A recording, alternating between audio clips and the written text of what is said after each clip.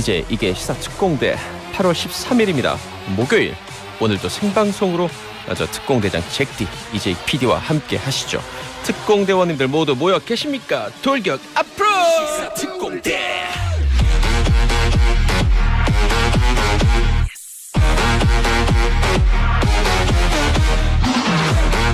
자, 연휴 중에 이 광복절 집회에 참석했던 많은 분들이 확진 판정이 이어지고 있습니다. 3, 4일 정도 후에 이제 숫자가 불어날 것이다라고 했던 전문가들 예상이 그대로 맞아 떨어지고 있는데, 그래서 그런지 오늘도 신규 확진자 수, 코로나19 바이러스 신규 확진자 수가 300명에 육박합니다.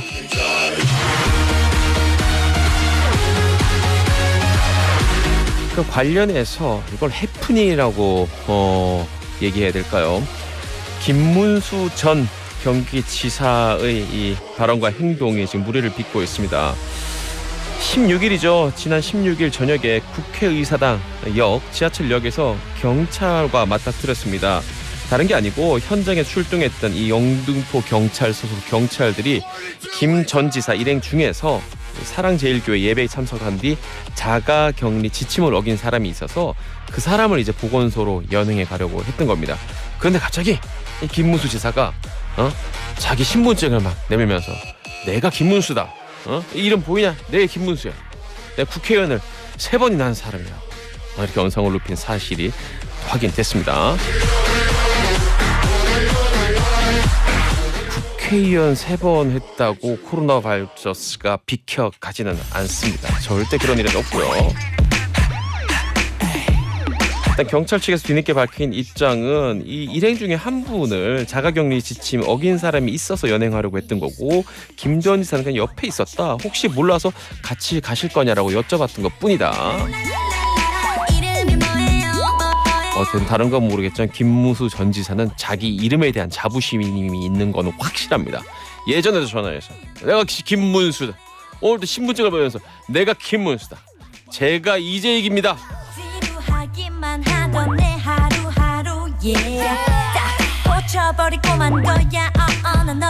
저도 제 이름을 좋아합니다.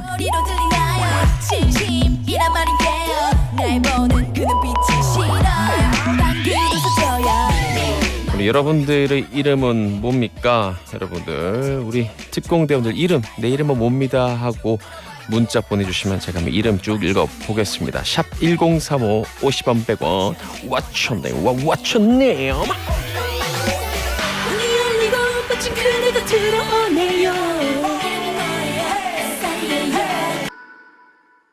이름이 뭐예요?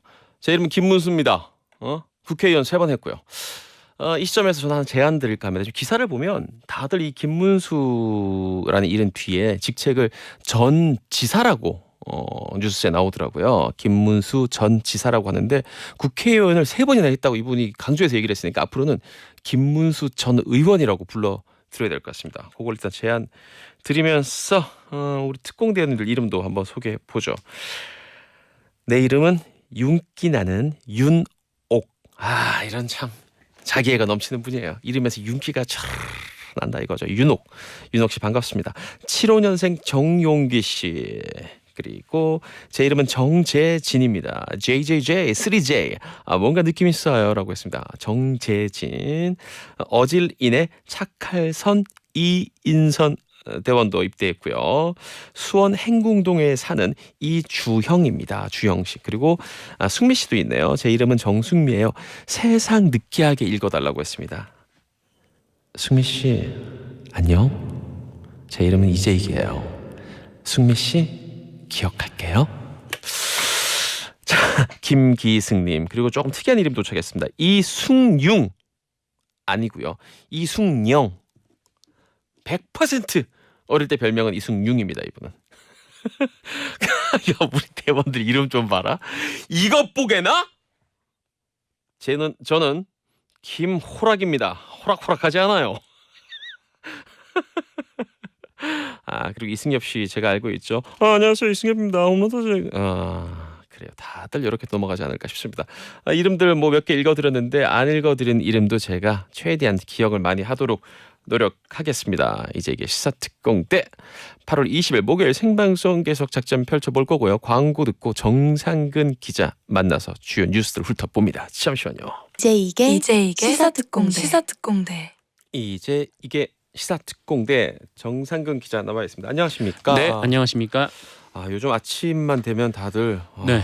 겁에 질린 채 이 숫자를 확인하게 됩니다. 네. 오늘도 이 숫자가 만만치 않습니다. 안 떨어졌네요, 전혀. 맞습니다. 저도 이제 쿵쾅쿵쾅하는 마음으로 질병관리본부 페이지를 열어봤는데 영시 기준 신규 확진자 288명이 나왔습니다. 또 300명에 근접을 했습니다. 좋지 않은 숫자예요. 네, 이 국내 발생 신규 확진자가 276명이고요. 해외 유입 사례는 12명입니다.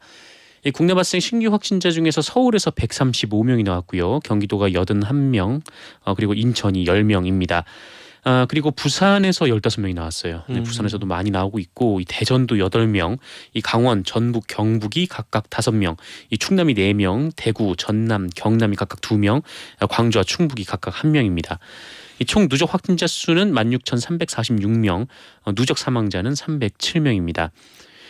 지난 14일부터 이날까지 일주일간 발생한 확진자 수가 1,500명이 넘습니다. 이 사회적 거리두기 3단계 강화 기준이 2주 동안 이 평균 신규 확진자가 100명을 넘는 건데 그 조건이 이미 충족했다라고 하고요. 네. 이 확진자 발생 시도도 일주일 새 9개에서 15개로 증가를 하는 등 이 코로나19 사랑제일교회발 코로나19가 점차 전국으로 확산하는 양상입니다.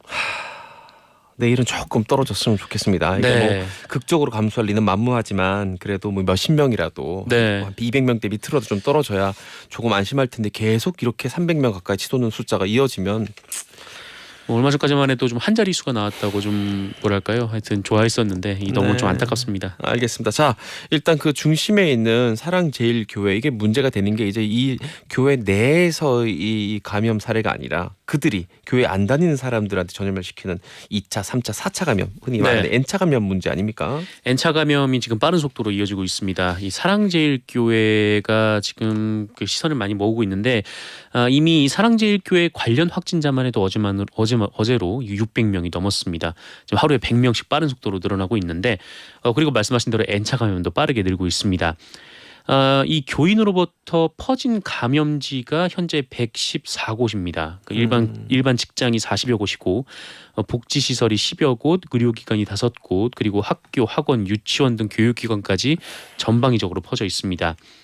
이 롯데 홈쇼핑 미디어 서울센터, 그 농협카드, K국민저축은행 콜센터, 그리고 새마음 요양병원, 과거에 집단 감염지였던 이 요양병원이라든지 콜센터 이런 곳에서도 이제 확진자가 나와서 굉장히 좀 우려가 되는 상황입니다. 그리고 이 사랑제일교회 인근에 한 체육대학교 입시 전문학원이 있는데 여기에 다니는 학생 18명이 무더기로 코로나19 확진 판정을 받았습니다. 깜짝 놀랐습니다. 고3 학생들이 많던데. 맞습니다. 입시에 지장이 있을 수밖에 없는 상황인데 정말 그 어른으로서 좀 할 말이 없는 상황입니다. 그리고 방역 당국은 교회에서 또 다른 교회로 전파가 이어져서 이 확산의 뇌관이 되지 않을까 긴장하고 있습니다. 실제로 서울 안디옥 교회 확진자가 19명까지 늘어났고요. 네. 경기도 가평의 창대 교회에서도 이 4명의 관련 확진자가 나왔습니다. 그리고 등록 교인이 14만 명에 이르는 금란교회, 여기서도 교인 1명이 감염이 됐는데 이 교인이 이 사랑제일교회를 방문한 것으로 드러났습니다. 그리고 사랑제일교회와 관계가 없는데 이 서울 광화문 집회에 참석했던 관련자들, 이 확진자가 서서히 늘어나고 있습니다. 그러게요. 현재까지 최소 10명으로 집계가 됐는데 계속 나올 것으로 예상이 되고요. 추가 감염 우려도 지금 현실화가 되고 있습니다. 이 광화문 집회에 참석한 할머니가 확진 판정을 받았는데 이 강남구 초등학교 그리고 어린이집에 다니는 아이들이 감염이 됐습니다. 이에 방역 당국은 교인들 그리고 집회 참가자들이 적극적으로 검사를 좀 받아달라 이렇게 재차 촉구를 했고요. 한편 어제 박주민 민주당 의원이 이 광화문 집회에 참석한 사람들을 싣고 올라온 버스 79대의 정보를 입수해서 이 방역 당국에 넘기기도 했는데 이 버스에 밀집해서 타고 있던 사람만 3천여 명에 이르는 것으로 전해지고 있습니다. 참 걱정됩니다. 네네. 내일 모레 또 계속 이어질 것 같은데 이렇게 확인되는 감염자들이 이 대구도 물론 큰 도시입니다만 이 서울이 사실 인구로 봤을 때 비교가 안 될 만큼 큰 도시이기 때문에 네, 이 그렇습니다. 정말 사람들이 북적이는 그런 장소들이 지금 오르내리고 있어서 걱정이에요. 이를테면 시청이라든지 물놀이 네. 테마파크라든지 이런 곳들. 맞습니다. 예, 뭐 아직 사랑제일교회와 뭐 연관성이 확인되진 않았습니다만 네. 어쨌든 이 사람들이 좀 많이 모이는 곳들에 여기서 나온 이제 확진자들도 계속 늘어나고 있습니다. 일단 서울시청에서는 본관의 2층 근무자가 확진 판정을 받았는데 시청 직원 중에서 확진자가 나온 것은 이번이 처음입니다. 연휴에 쉬고 그제 출근을 해서 근무를 하다가 오후 3시쯤에 증상을 느꼈고 조퇴해서 검사를 받았는데 어제 확진 판정을 받았습니다. 이에 따라 서울시청 본청 전체가 폐쇄가 된 상황이고요. 그리고 그저께 이 캐리비안 베이를 다녀간 안양에 거주하는 중학생이 확진 판정을 받았습니다. 캐리비안 베이가 임시 휴장에 들어갔고요. 어제 입장했던 700명은 즉시 퇴장을 시키고 환불 조치를 했습니다. 문제는 확진자가 다녀간 그날, 그러니까 그제죠. 입장객이 2,200여 명으로 집계가 됐다라고 하는데 네. 당국은 CCTV 영상으로 접촉자를 파악을 하고 있습니다. 그리고 코엑스 아쿠아리움 여기도 지난 16일 확진자가 다녀간 것으로 전해졌습니다. 아이고. 네, 어제 통보를 받고 이 전시관 시설을 폐쇄를 했고요. 그리고 과천 서울랜드, 네, 역시 확진자가 다녀가서 임시 휴장에 들어갔습니다. 이 장소들이 그 접근성이 아예 없는 그러니까 누구나 다 갈 수 있는 네네. 누구나 다 가봤을 법한 뭐 그렇죠. 시청이라든지 네. 캐러비안 베이라든지 뭐 코엑스라든지 여기 앞에 CBS 방송국도 저기 거기 반만 수십 번 먹었는데 그 1층 식당에서 맞습니다. 네. 이런 곳들에서 확진자가 발생하기 때문에 정말 조심해야 됩니다. 이제 어디도 안심할 수 없는 상황인 거예요. 그렇죠? 네, 서울은. 굉장히 뭐 수도권 거주하는 분들로서는 굉장히 두려운 상황이 계속 이어지고 있습니다. 정상근 기자는 한 번 기자는 계속 기자니까 네. 기자를 한 번밖에 못 해봤죠. 그렇죠. 네, 앞으로도 한 판 이상하기 근데 어려울 것 거기까지 같은데. 국회의원들은 네. 초선 재선 뭐 한 3번까지 한 사람들도 있고 네, 그렇죠. 3번 했다고 계속 강조하는 분들도 있더라고요. 네. 관련된 뉴스 김문수 전 도지사가 그랬죠. 들어보겠습니다. 참 황당한 뉴스인데. 네, 일단 이 김문수 전 도지사 소식에 앞서서 네. 지금 사랑제일교회 신도들의 기행이 지금 이어지고 있는데 네. 이 확진자로 판정되지는 아직 아니었습니다만 이 인천 남동구에서 자가격리 중이던 이 50대 남성이 자가격리 지역을 벗어나서 무려 울산까지 야, 내려갔습니다. 울산이요? 네. 남해에 있는 울산. 네, 맞습니다. 굉장히 멀리 갔는데 자신의 화물차를 몰고 그래도 다행히 뭐 기차는 안 타고 간 모양입니다. 화물차를 몰고 인천을 출발해서 경부고속도로와 7번 국도를 거쳐갔습니다. 이 도주 경로를 파악한 경찰이 오후 2시 40분쯤 도주 9시간 만에 울산 북구의 한 도로에서 이 남성을 붙잡았습니다. 이 서울 사랑제일교회 예배에 참석을 했는데 이 남성은 지난 13일부터 2주간 자가격리 대상자였습니다만 이 담당 공무원이 전화를 했을 때 일하러 외출했다라고 말한 뒤에 연락을 끊은 것으로 알려졌습니다. 네. 그리고 지난 광복절 광화문 집회까지 참석을 했던 사랑제일교회 신도가 이 코로나19 검사를 거부하다가 자택으로 찾아온 보건소 여성 직원들을 껴안고 침을 뱉는 등 저도 그 뉴스 난동을 봤는데 진짜 부렸습니다. 이 사람은 경찰이 출동한 뒤에 남편과 함께 선별진료소로 갔고 확진됐습니다. 애만 보건소 직원이 밀접 접촉자가 되어버린 그런 상황입니다. 네. 해코지죠. 네, 해코지죠, 보건소 이거는 직원에게 뭐, 해코지를 한 이 여성은 이 검사를 받아달라라고 호소하는 보건소 직원에게 나는 증상이 없는데 왜 검사를 받아야 하냐? 너희들이나 검사 받으라라고 말을 하면서 이런 행위를 했다라고 합니다. 이 사랑제일교회 신도들의 좀 이해하기 어려운 행위에는 이 정광훈 목사가 주장하는 가짜 뉴스의 그 탓이 큰 것으로 분석이 되고 있습니다. 네.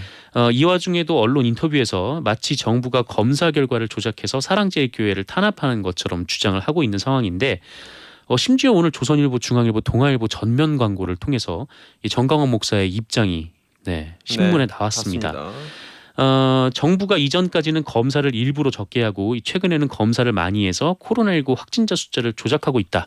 이런 주장을 했는데 뭐 다른 내용도 있습니다만 그냥 생략하겠습니다. 네. 그리고 이 김문수 전 경기도지사 어제 좀 논란이 됐는데요. 광복절 집회에 참석을 한 바가 있습니다. 그리고 이 동행자가 이 서로 사랑제일교회 예배에 참석을 한 것으로 알려졌는데 이 사람과 함께 다니다가 경찰관들이 와서 이 동행자에게 코로나19 검사를 받으라 그리고 김문수 지사에게도 받으라 이렇게 요구를 했습니다. 네. 특히 이제 그 동행자 같은 경우에는 이 주소지 보건소로 강제 연행 조치를 하려고 했는데 이 과정에서 이 김문수 지사가 내가 김문수인데 너는 누구냐라는 네, 그런 취지의 말을 했다라고 합니다. 그리고 이 사람을 뭘로 보고 어디 나한테 와서 가자고 하냐, 뭐 이유를 대라 이렇게 언성을 높이기도 했고요. 그러면서 언제부터 대한민국 경찰이 국민의 건강에 신경 썼냐, 내가 국회의원을 3번 했다 이렇게 강조하기도 했습니다. 그 옛날부터 신경 썼습니다. 네. 경찰은 대한민국 국민들의 건강과 안녕을 신경 쓸 의무가 있고 그렇게 해 왔습니다. 계속. 그럼요. 안 그러면은 뭐 출동을 할 이유가 없죠. 네. 그 이 심야 시간대 보면 많은 경찰력이 이 정말 사실 안 와도 되는데도 불구하고 윤가에서 술 먹고 쓰러진 사람들 안전하게 날라다 주고 해요. 네, 그렇습니다. 네. 계속 그래 왔고 황당하네요. 뭐 의원을 3번 했건 4번 했건 뭐 5번을 했건 위험한 거 네, 마찬가지죠. 검사는 받아야죠. 절대 네. 비켜가지 않습니다. 이분 자기 이름 되게 좋아하는 것 같아요. 네, 내가 김문수인데 너는 누구냐라는. 너는 누구냐? 많은 분들이 이제 나는 기시감이 김문수. 저는 이재기고요. 우리 기자님은 정상근 기자님입니다. 네. 자, 그 다음에 보면서 뭔가 저는 기사 보면서 끄덕끄덕했던 부분이 있습니다. 다음 그 뉴스는 네네. 김종인 위원장의 어떤 행보와 관련된 뉴스입니다. 네, 미래통합당 김종인 비대위원장이 어제 이 광주 5.18 민주묘지를 찾아서 무릎을 꿇고 사과를 했습니다. 방명록에 5.18 민주화 정신을 받들겠다라고 썼고요. 또 사과문을 낭독을 했습니다. 김종인 위원장은 이 5월 정신을 훼손하는 그 일부 사람들의 어긋난 발언과 행동에 저희 당이 더욱 엄중한 회초리를 들지 못했다라면서 이 당을 책임진 사람으로서 진실한 사과의 말씀을 드린다라고 말을 했습니다. 또 많은 분들이 아시다시피 김종인 위원장은 이 전두환 신군부의 국가보위 비상대책위에 참여를 한 바가 네. 있는데요. 여기에 대해서도 사죄를 했습니다. 그리고 이 과정에서 잠시 울먹이면서 말을 잇지 못하기도 했다. 이렇게 언론 보도가 나왔습니다. 김종인 위원장은 민주주의가 더 공고히 발전할 수 있는 기틀을 만들기 위해 이 광주를 방문했다라고 밝혔는데요. 이 더불어민주당은 무릎 꿇는 모습 대신에 5.18 특별법부터 당론으로 채택을 할 것과 이 충운탑 앞에서 울먹이는 모습 대신 5.18 진상규명에 힘써달라라고 당부를 했습니다. 김종인 비대위원장은 이에 이 5.18 3법에 대해서 관련 질문을 받았는데 네. 합의가 가능한 범위 안에서 협조하겠다라는 얘기를 해서 뭐 다소 좀 너무 행동에 비해서 원론적인 얘기 아닌가 좀 이런 지적도 한편에서 나오고 있습니다. 그래요. 그 노재현 씨라고 노재현 지금 변호사죠. 네, 노태우 전 노태우 대통령. 네. 전 대통령의 그 아들이죠. 쉼없이 계속 내려갑니다. 광주에. 네, 그렇습니다. 네. 그 잘못을 안 했으면 제일 좋았겠지만 사실 뭐 노재현 씨 같은 경우는 자기가 잘못한 건 엄밀히 말하면 또 아니거든요. 본인이. 네. 그런데도 계속 그 내려가는 진정성을 보여주면 결국 뭐 용서받을 수는 없겠지만 용서해달라고 말할 자격 정도는 생기지 않나 생각이 드는데 모르겠습니다. 김종인 위원장 이번 이 행동이 충분한지는 모르겠으면 제 생각에 충분하진 않은 것 같지만 네, 더 늦기 전에 당사자도 사과를 했으면 좋겠습니다. 그 부분이 그럴 수 있을까도 모르겠습니다. 네. 제일 아까 그 앞서 얘기는 했지만 그 이분 정치인이니까 정치적으로 지금 이 태도와 같은 정치적 행동을 또 보여주는 게 더 중요하겠죠. 그럼요. 네. 북한 얘기 좀 들어볼까요? 네, 북한이 어제 이 조선노동당 전원회의를 열었습니다. 이 북한에서는 당대회 다음으로 권위 있는 기구가 바로 이 전원회의인데 조선중앙통신에 따르면 이 회의를 통해서 북한은 내년 1월에 당대회를 개최하기로 결정했다라고 밝혔습니다. 네. 이 보통 당대회가 5년 주기여서 이 내년 5월에 당대회가 열려야 하는데 몇 달 앞당겨서 1월에 하겠다라는 겁니다. 1월에 하는 이유는 아무래도 이 미국 대선이 올해 11월에 치러지고 내년 1월에 이 새 대통령 취임식이 열리기 때문으로 언론은 분석을 하고 있습니다. 이때에 맞춰서 미국 행정부가 누가 되느냐에 따라서 북한의 대미 외교 방식도 결정될 것이다. 이렇게 좀 언론이 그렇겠네요. 분석을 하고 있는데 그리고 또 하나 주목할 만한 것은 북한이 이날 이 전원회의에서 공식적으로 경제성장 목표 미달을 인정을 했다라는 겁니다. 북한 노동당 전원회의 결정서에는 혹독한 대내외 정세가 지속이 되고 또 예상치 않았던 도전들이 겹쳐드는 데 맞게 경제 사업을 개선하지 못해서 이 계획했던 국가 경제 성장을 목표가 심히 미진되고 또 인민 생활도 뚜렷하게 향상되지 못했다 이렇게 밝혔습니다. 이 수령의 무오류가 이 북한의 중요 체제 기반인 점을 감안하면 좀 이례적이다라는 분석이 언론에 나오고 있는데 그러게요. 또 그만큼 내부 경제 상황이 좋지 않다 뭐 이런 뭐 반증이라는 분석도 나오고 있습니다. 김정은 위원장 역시 이 전원회의 연설에서 올해 여러 측면에서 예상치 못했던 불가피한 도전에 직면한 주객관적 환경을 언급하기도 했습니다. 전 뉴스 보면서 되게 의외란 생각이 들었어요. 네, 그렇죠. 네. 이런 비슷한 보도, 이런 비슷한 태도 변화를 예전에 내가 본 적이 있나? 북한 최고위 이 위원장이 얘기한 거를 없거든요, 저는. 네, 뭐 일전에 좀 이런 성장 목표에 미달했을 경우에는 이 대외 비판을 주로 그렇죠. 남의 했었는데, 탓을 했는데. 네, 조금 달라진 것 같습니다. 알겠습니다. 마지막으로 짧은 뉴스인데 참 이거 근절이 안 되네요. 근절될 때까지 소식 전해 주시죠, 뭐. 네. 네, 알겠습니다. 그 지난 2월에 이 경기도 평택의 한 아파트 경비실에서 아파트 입주자 대표의 임원인 A 씨가 의자에 앉아 있는 경비 노동자를 폭행하는 일이 있었다라고 합니다. 머리채까지 붙여봤다라고 하는데 폭행의 이유는 이 피해자의 말에 따르면 너 왜 반말해였다라고 합니다. 그리고 오히려 이 입주민이 박모 씨 경비원 노동자에게 맞았다면서 고소를 하겠다는 협박을 가했다고 하는데요. 하지만 폭행 당일 이 경비 일지에 뭐 머리를 잡아당겼다, 뭐 멱살을 잡고 한바탕 했다는 상황이 구체적으로 적혀 있었다라고 합니다. 그리고 이후 지속적으로 괴롭히는 일이 있었다고 했는데 결국 주민들의 도움을 받아서 이 경찰에 신고를 했다라고 합니다. 하지만 이 경비 노동자는 마음의 상처를 지울 수가 없어서 끝내 일터를 떠난 상태라고 합니다. 아유, 안타깝습니다. 고맙다고 말은 못 해줄 망정. 네, 기자님 고맙습니다. 고맙습니다. 이제 기사 특공대 2부 3부 이어갑니다. 잠시만요.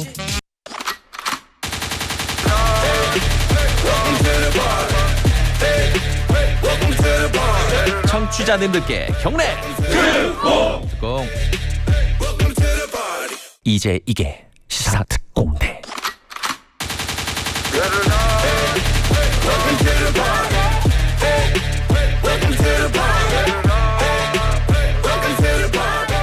Welcome to the party. Welcome to 시사 파티. 이제 이게 시사 특공대 8월 20일 목요일 생방송으로 특공대장 잭디와 함께하고 있습니다. 우리 김문수만 이름이냐? 나도 이름이 있다. 많은 우리 특공대원들이 자기 이름을 보내주고 있습니다. 제 이름은 안창준입니다. 안녕하세요. 저는 국회의원 3번을 지내지 못했지만 3번을 뽑은 강신재입니다. 아, 센스 좋습니다. 안녕하세요. 저는 반장을 3번이나 했던 조세진입니다. 아, 좋습니다. 반장이 사실 국회의원하고 뭐 맞먹는다고 봐야죠. 요즘 반장이라고 안 그러고 회장이라고 부르죠. 제 이름도 기억해 주세요. 천호동에 사는 권선정입니다라고 문자를 보내줬고요. 이거 좀 안타까운 사연입니다. 신윤경 대원은 19살 되는 우리 아들 동건이에게 저희 프로그램을 대표 애기입니다. 저희랑 마스코트 같은 우리 동건이가 자꾸 밖에 나가고 싶어 하는데 코로나 때문에 못 나간다고 아무리 설명을 해줘도 못 알아듣죠. 19개월인데 현관문만 하염없이 바라보고 있어요.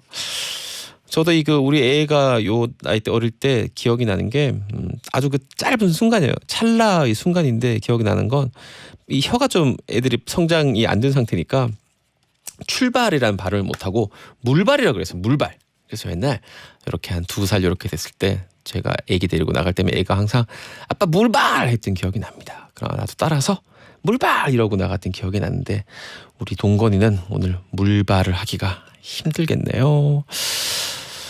자, 임현확 씨도 자기 이름을 소개해줬습니다. 소개할 때 확을 잘못 알아들어가지고 사람들이 확 몇 번이나 반복한다. 이름이 조금 어려운 건 사실입니다. 임현확. 그리고 너무나도 여성스러운 이름을 가진 남성입니다. 제 이름은 최조은이에요. 그리고 안녕하세요. 덕화요. 68년생 이덕화입니다. 입대 부탁드려요. 얼척이다. 알겠습니다. 우리 이덕환님 그리고 백종수님 우리 저 청년 농부죠. 축하 좀 해주십시오. 좋은 소식인가 봐요. 제 주력 농산품인 친환경 건고추와 고춧가루를 오늘 드디어 출하했습니다. 올겨울 보릿고개를 무사히 넘기길 바람하지 않습니다. 더위 조심하시고요. 우리 청년 농부 백종수 씨 진심으로 축하드립니다. 박순미 씨, 잭디 갑자기 드는 생각인데 왜 자녀분들이 잭디를 너무 존경할 것 같아요. 지식도 지혜도 유머도 센스도 넘쳐서요라고 했는데 존경이라. 그래서 그건 아닌 것 같습니다. 그냥 웃긴다는 얘기는 하더라고요. 웃긴다. 가끔 제가 옷을 입고 나가는 거 보면 아이가 그런 얘기도 합니다. 와, 아빠 진짜 오늘 가관이다. 뭐 이런 얘기를 하기도 합니다. 자, 신동일님 문자 마지막으로 읽어드릴게요. 지난번 시사특공대 해외 특공대원들 전화 연결할 때 참여했던 대만의 특공대원 신동일입니다. 제가 통화할 때 몰랐는데 어제 다시 듣기로 제가 나왔던 부분을 들어보니 제가 우리 이재익 PD님 대장님 말을 자꾸 잘라서 얘기하더라고요. 죄송해요. 영창 보내주세요. 오늘도 김치 담그면서 잘 듣고 있습니다라고 다 본인의 과오를 인정하는. 이럴 때 우리 어머니는 항상 이렇게 말씀하셨습니다. 아휴 아니 다행이다. 자 광고 듣고 돌아오겠습니다. 잠시만요. 이재익의 시사특공대. 시사특공대. 내가 가만 안 있을 거야. 응? 법대로 할 거야, 법대로. 스타트공대. 우리 구릿 개인 택시 기사 이성식 기사님과 함께하는 이제 스타트공대입니다. 목요일 2부 3부 법과 함께하는 시간입니다. 법대로 해.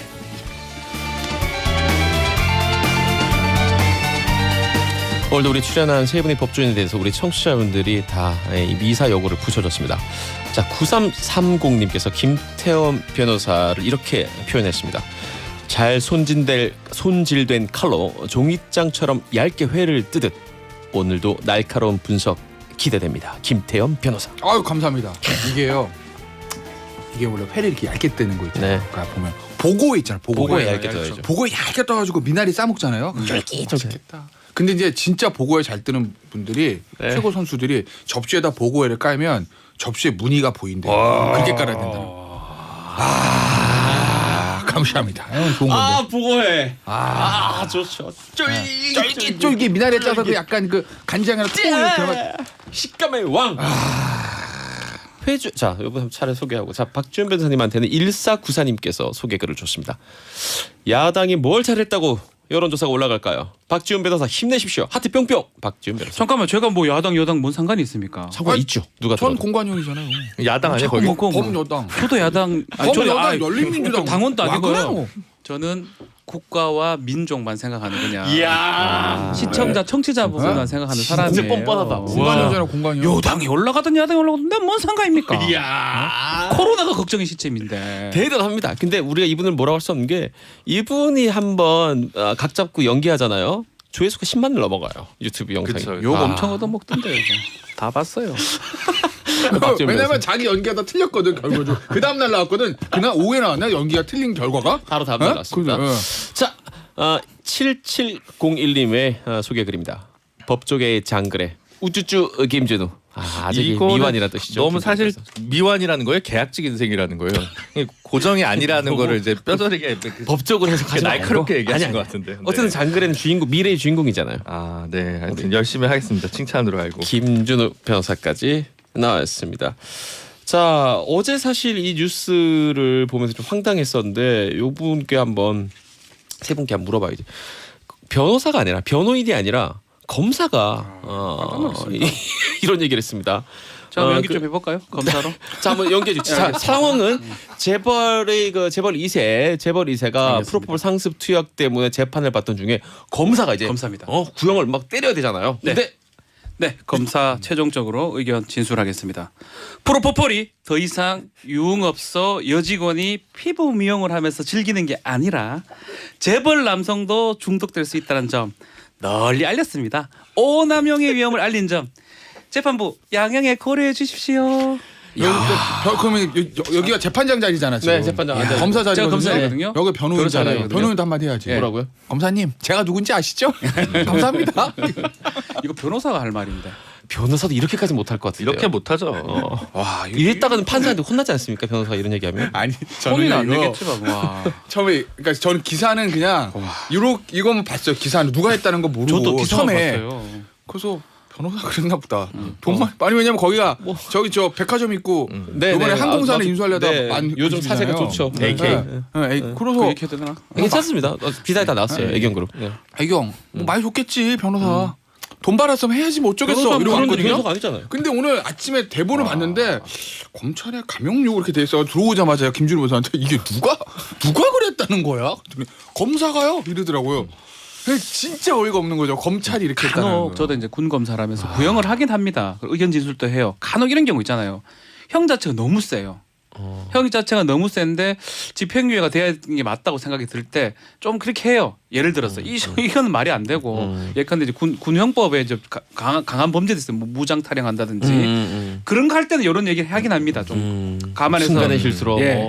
근데 이건 좀 심한 것 그러니까 같아요. 뭐 무죄 구형 할 때도 있어요. 검사가 정말 이례적으로 옛날 과거사 사건 뭐 재심판 이럴 때는. 네. 근데 프로포폴 이거 평소에 철학이 드러난 건데, 그러니까 제가 이제 기자분들한테 물어봐서 이중 취재를 해보니까 수사에 피고인이 적극 협조를 해서 여러 가지 좀 뭘 했나 봐요. 그래서 주어진 양형 기준이나 이런 거보다는 좀 낮게 떨궈야 되는 맥락 속에서 이야기를 하는 거, 뭐 거기까지 이해할 수 있는데 이 표현은 하나 하나가 검사 그 개인의 그 뭐 평소에 좀 어떤 얇은 철학이 좀 드러난 부분이라고 볼 수 있고, 좀 이 시점에서는 이거는 이분에 대한 어떤 적절한 조치를 네, 저도 그렇게 윤석열이 먼저 하냐 추미애가 먼저 하냐, 이거 누가 먼저 하냐 찜이에요. 빨리 하는 게 남는 장사인 거 아, 같고. 빨리 해야 됩니다. 네, 이거 이거 정말 이해가 안 갑니다. 피부 미용이 웬 말입니까? 마약. 사건의 특성상 네. 수사의 협조만 봐주는 건 있어요. 그건 맞아요. 뭐 그런 건 있죠. 왜냐면 마약이란 게 혼자 안 하고 같이 하잖아요. 네, 네. 그럼 제가 걸렸어요? 누구랑 했어? 하나 불 때마다 얼마씩 빼줄게. 거긴 전부 박지훈이요. 그렇죠. 이렇게 해서 할 수밖에 없어요. 빼주죠. 네, 그런 거 맞는데, 근데 그렇게 하면 어떻게 하냐면 구형을 좀 낮추면서 낮춰요. 수사에 협조하고 자기가 깊이 자백하고 반성하고 깊이 있고. 반성하고 수사에 협조한 점을 감안해서 이렇게 구형을 했습니다라고 하지, 거기에 대해서 이런 얘기 안 하죠. 뭐 무슨 감형을 해주세요. 이런 건 안 해. 차라리 검사가 엄벌해 주세요 하면 했지, 네. 선처해 주세요라는 저 구형을 안 하잖아요. 네. 자기가 한 구형이 예를 들어서 한 대부분 2년 정도 나올 건데 1년을 구형을 했다. 그러면 구형을 얘기할 때 뭐 저 자백하고 반성하고 뭐 수사 수사, 협조. 협조한 점을 저희가 고려했습니다. 이 정도만 하지, 그래, 더 얘기 안 거기서 결론을 감형해 주세요 이런 얘기는 안 하거든요. 근데 이 사람은 양형의 고려에 달라. 감형해 달라는 얘기잖아요. 요거는 뭐 조금 그리고 달라서 이유도 재벌 남성도 중독될 수 있다는 점을 알려, 오남용의 위험을 알려. 그거는 시총 1위 그룹에 네. 어느 부회장님이 다 알렸어요. 이분이 알리는 게 아니에요 지금 제가. 아, 그거 잘못 팔려면 그거 네, 아직 말씀하세요. 확정된 사실이 아니기 때문에. 예. 말씀하세요. 중독될 수도 있다는 네? 점을 널리 알렸다. 예. 그래서 말씀하세요. 이건 제가 봤을 때는 나 이거 유튜브만 그래서 저는- 편하게 얘기하겠는데 그래요. 약간 냄새는 나죠.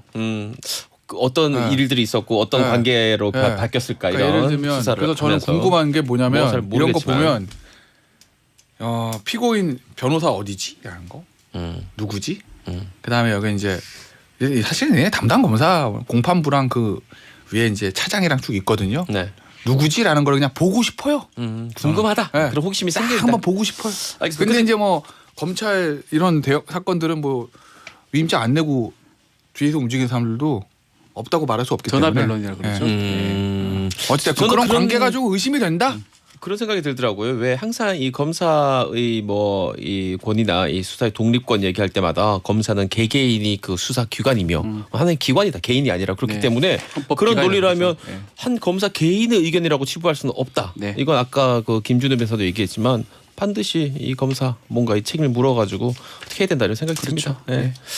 자, 그다음 얘기, 이 정말 중요한 이야기들로 쭉쭉 넘어갑니다. 정광훈 목사 재구속 가능성에 대해서 세부 법조인들의 의견을 들어볼까 합니다. 자, 일단 그 바로 전에 있었던 법원의 집회 허가해준 이유에 대해서 많은 분들이 의문을 표하고 혹은 또 분노하고 있습니다. 김준우 변호사님, 어떻게 보십니까? 근데 이때 이제 8월 15일 날 소위 이제 우파 아스팔트 보수 여러 단체들이 한 10군데에서 집회 신청을 하고 서울시에서 이제 다 뭐 이제 금지를 했죠. 그래서 네. 이제 행정법원에다가 이제 가처분을 넣었는데 8개는 이제 뭐 기각이나 각하가 나오고 2개만 허용을 한 거예요. 실제로. 그래서 민경욱 전 의원이 주도하는 4.15 부정선거 무슨 반대 뭐 국투본인가 뭐 그거랑 복잡한 이름이 그다음에 있더라고요. 일파만파라는 단체. 그래서 2군데 것만 이제 허용이 단 건데 어마어마한 사람들이 온 거죠. 근데 이제 그 판사가 행정법원에 있는 판사의 이제 그 언론에 보던 결정 내용을 보면 일단 원천적으로 무조건 다 금지하는 것은 이제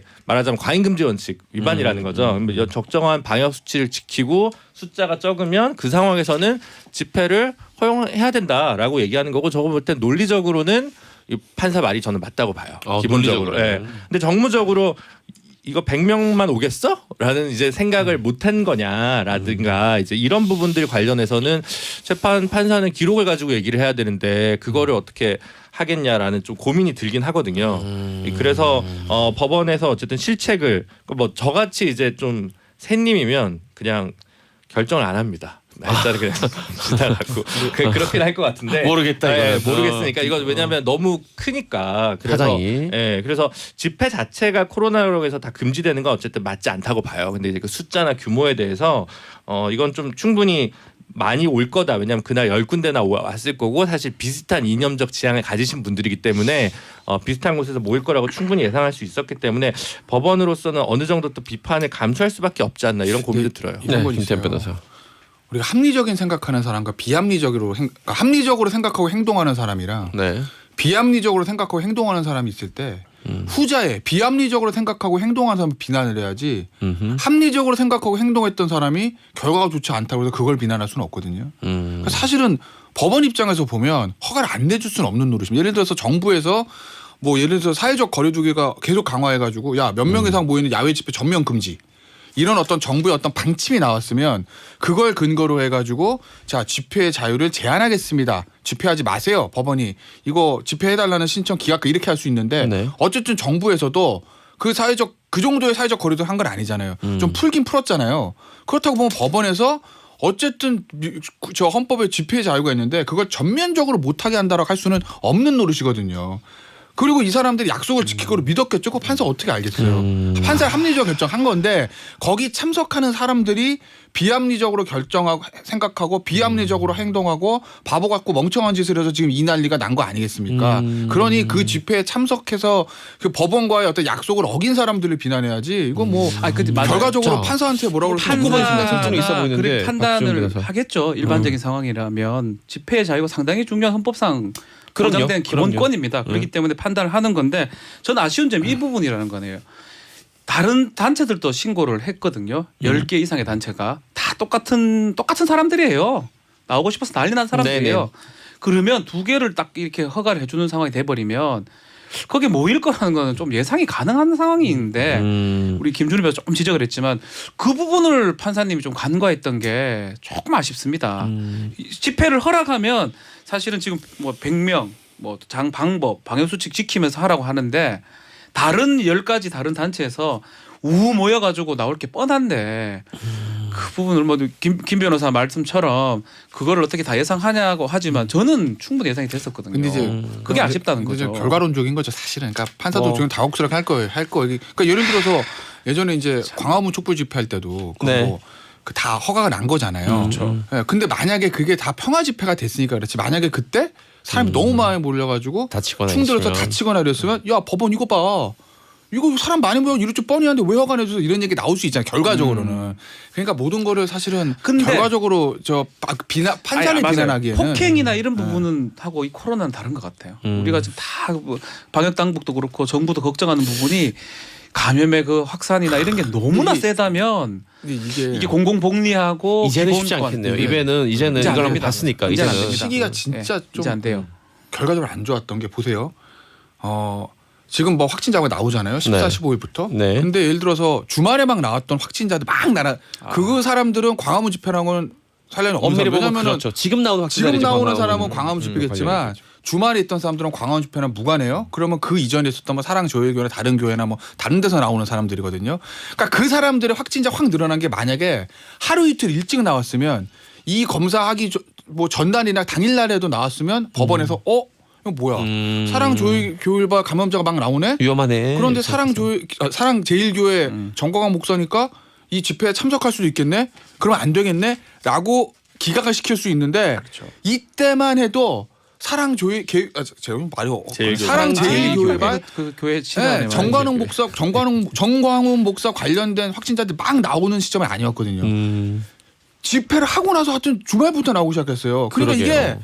시기도 정말 우리 국민한테 안 좋게 애매하게 나온 네, 거예요. 그런 부분이 있습니다. 한 며칠 일찍 나왔어야 되는데 차라리. 자, 이런 얘기도 있어요. 이거 이번에 그 연휴 기간에 광화문에서 했던 광복절 집회 외에 그 전에 애시당초에 그럼 왜 보석해줬냐, 이 처음에 보석해준 거에 대해 얘기했는데 요거는 김준호 변호사님은 법적으로 봤을 때 어떻게 보십니까? 근데 그거 뭐 아프다는 병보석이었거든요. 증거를 냈는데 그걸 뭐 안 해줄 그거는 없죠 실제로. 그리고 사실 그 법원 뭐 저희 변호사들보다 사실 판사님들이 어떻게 보면 훨씬 더 고드세요. 곧다게 예, 무슨 그러니까 뜻이- 올곧다. 아, 올곧다. 우리는 뭐 야비합니까? 아니 좀 더 바르시고 저희는 좀 더 박지원 유연하고 변호사가 이렇게 직선 느낌은 아니에요. 좀 더 유연하고 둥글둥글한데 이미 행보가 직선은 아니었죠. 직선은 아니고 뭐가 좀 직선입니까? 이래, 저렇게 갔다가 좌회전 우회전 좀 많은 느낌이 있습니다. 성대모사 한번 할까요? 아니 설마 이 병보석 해줬는데 주거지역 이탈하고 아니면 집회 가면 당연히 다시 구속될 건데 설마 가겠냐라고 생각하고 조건을 다 달았기 때문에 그래서 제가 판사라면 보석해줘야 되고 그리고 이 사람이 이 보석 조건을 어길 거라고 생각 못했을 것 같아요. 도저히. 실제로 뭐 우리 다 변호사들 하니까 보석 받아보는 경우가 있어요. 조건이 달리는 경우가 있습니다. 네, 우리 많이 봤죠. 간이 엄청 커야 됩니다. 이 조건을 위반하려면. 왜냐하면 구속돼 있다가 보석은 구속에서 풀려난 거잖아요. 살 것 같은 거. 세상에 그곳하고 이곳은 너무 천지가 다른 차이 거죠. 납니다. 그런 상황인데 그 조건을 그 멘탈 강하게 위반한다?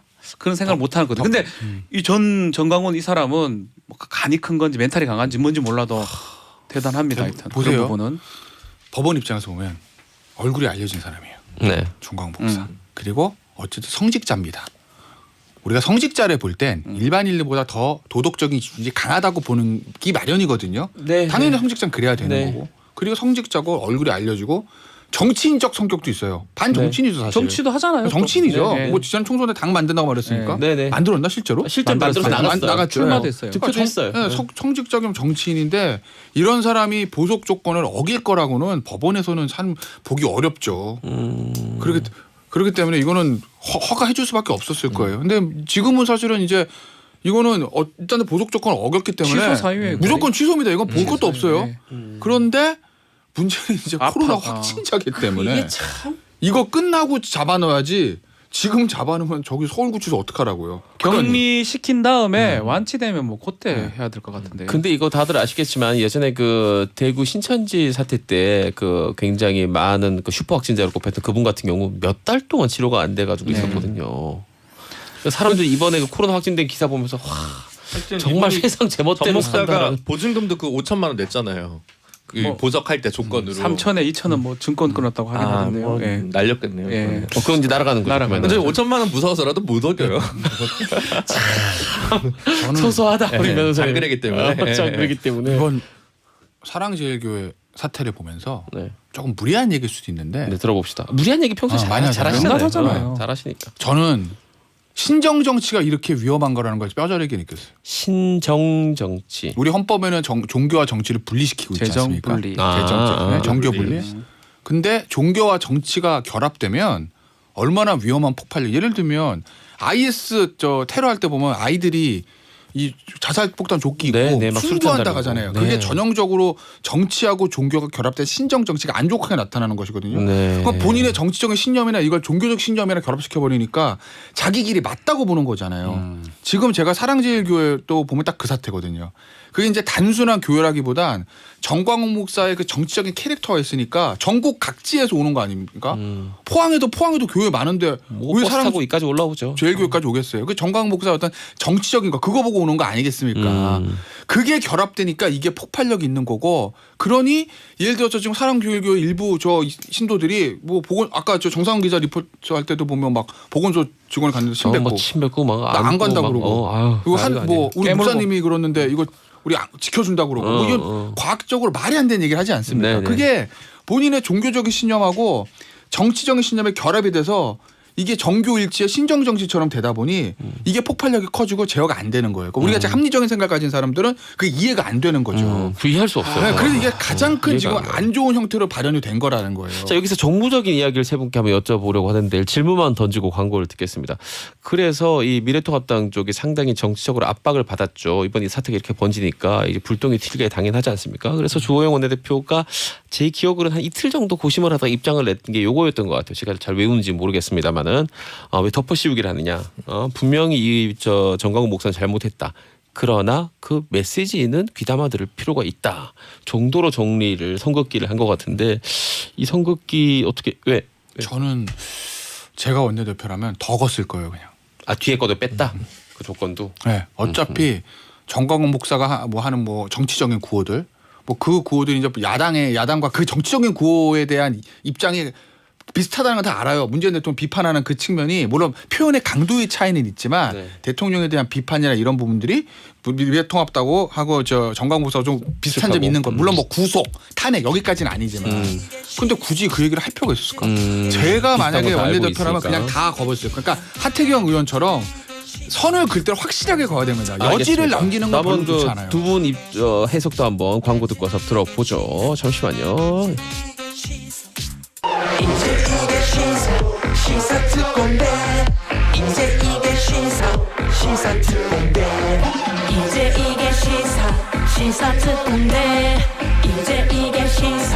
시사특공대 이제 이게 시사특공대 그중에서도 8월 20일 목요일 2부 3부 세 분의 변호사와 함께 이야기 나누고 있습니다. 법대로 해. 시사특공대.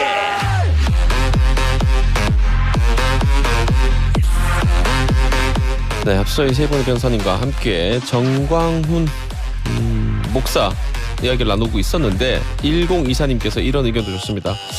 이재 PD님, 정광훈이라는 사람에 대해서 목사 칭호하는 거 좀 불편합니다. 안 했으면 좋겠습니다. 이런 사람이 어떻게 성직자, 목회자라고 할 수 있습니까?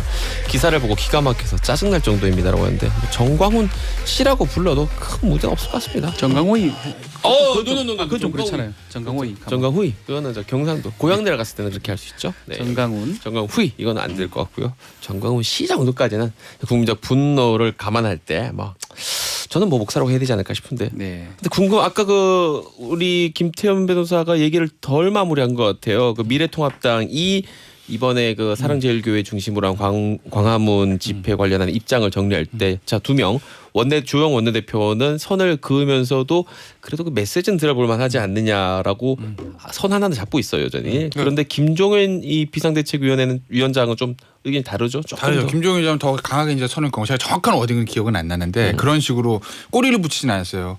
오히려 이제 여당이 이제 이걸 통합당으로 연결시키는 부분에 대해서 참 정치 유치하게 하네. 그리고 특유의 그 김종인 위원장 한마디 툭툭 던지는 거 있잖아요.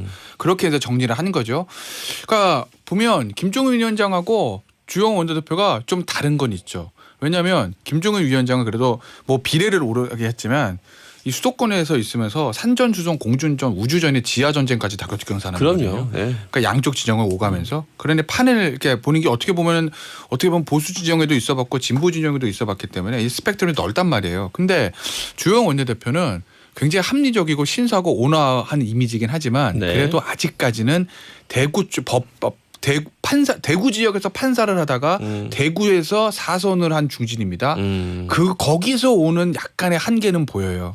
태생적 한계는 일종의. 네, 그게 왜냐하면 그쪽에서만 활동을 했으니까 아직까지 수도권 중도층 민심과는 그래도 뭐 다른 TK 의원들이나 영남 의원들 부분에서는 훨씬 낫지만 그래도 아직까지는 김종인 비대위원장과 비교해봤을 때 그런 류의 약간의 한계는 보인다.